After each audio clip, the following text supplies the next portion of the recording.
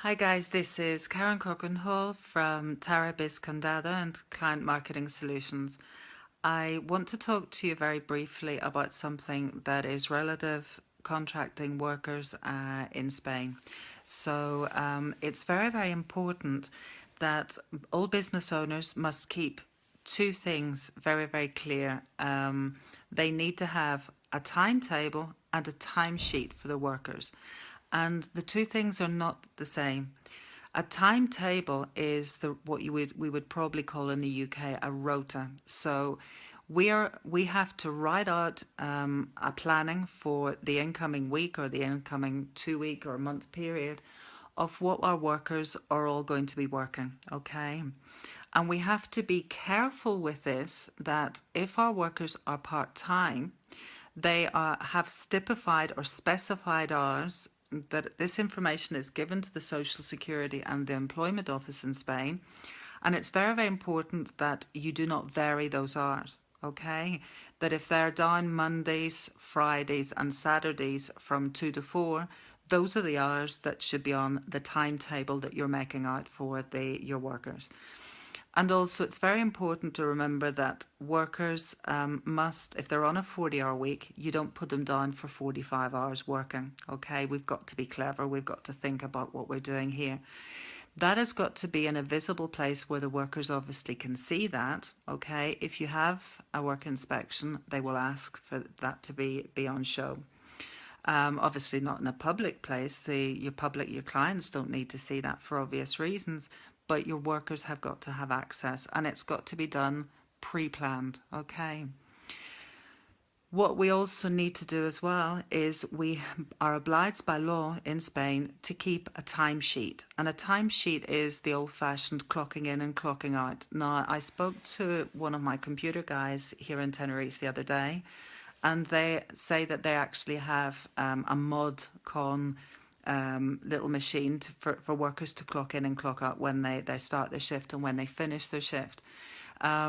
So this is very important. You don't need to have this fancy gear. All you need is a time sheet whereby the worker will sign in and sign out. In other words, when they start and when they finish. What I would advise is that if the workers start at 8 o'clock on their shift, that they're not signing in at 7:45. They start at 8 and they sign in at 8, okay? And that they leave accordingly. If they finish at 4, they sign out at 4. Again, we have to be careful that they're not signing for more hours or the wrong hours. In other words, a part-time worker has a specified hour or hours per day worked, and they on their contract, you've informed the social and they've got to stick by that. Now, if they do have the odd time that they have a doctor's appointment, whatever, they can change that. You change that on the rota, and it's a special occasion. It's not something that you can do every week, okay? You also have to keep a record. Now, I would always advise my clients to keep paperwork for up to 4 years. And if you're a little bit more old-fashioned like I am, I actually keep my stuff a little bit longer just in case. Okay, it doesn't take an awful lot of space up and you do it. Now, I have an accountancy and legal office here in Spain and Tenerife, and I do this with my own staff. My own staff. It's boring, but it's necessary. Why is this necessary?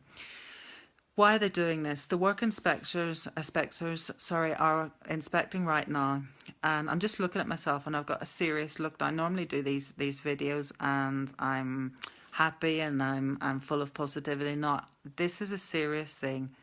They are inspecting currently and they are fining firms for not keeping the timetables and the timesheets.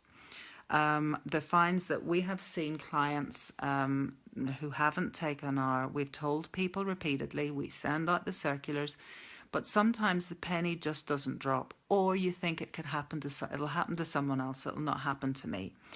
Be careful with this, because we've had clients who've had fines from 500 to 800 euros. Now, that may not be for some of you an awful lot of dollars. I think it's quite a lot of money. So to avoid these fines, it's a very simple thing, nothing fancy. Keep a record, and the workers have got to sign in every single day and sign out every single day. It's a signature, folks. It's not a big deal. So keep that up to date, keep it flowing, keep it happening, and keep a record of it. Keep the copies that your workers have signed. Even if the worker has now gone and is not working for you, keep the paperwork. Okay, that's very important. The last thing, because some clients have been a little bit confused by this, self-employed people do not have to sign in or sign out because it's your business. And another thing, I'll repeat, the difference between a full-time and a part-time worker. Full-time working in Spain is a 40-hour work week, okay? So you can't, be careful, be clever. You can't have people, that the sum of their hours that they're on both the timetable, which is the planning of hours that they're going to be working the next couple of weeks or the next week, or on the time sheet that they're signing in and signing out on, it cannot be over 40 hours. And if they're contracted for 10 hours, it's got to be that they sign for 10 hours. And it's got to be on a part-time workers basis. They've got to sign in and sign out for the hours that they have stipulated or stipulated on the contract. So be very careful with this. I wish I could say something different, but that's what it is. And, that's part and parcel of me. That's my lovely daughter, Tara. She's been a little bit bored with this in the last couple of months, sending out circular emails to remind all of our clients that the timetables and timesheets are something that if you have workers in Spain, you have to keep it going. All right. You have to do this. So, as I say, if you have any questions, I'm here to help. If you have any questions, this is free advice. I'm not doing this for people to be paying me for it. I just want this information because this is simple to do. And there's a lot of people that are getting confused, or maybe it's not even being told to people. So you Brits out there, here in Tenerife or in Spain, be careful with what you're doing with your workers, because the work inspections are out and about, and they're doing this for a very, very strong reason.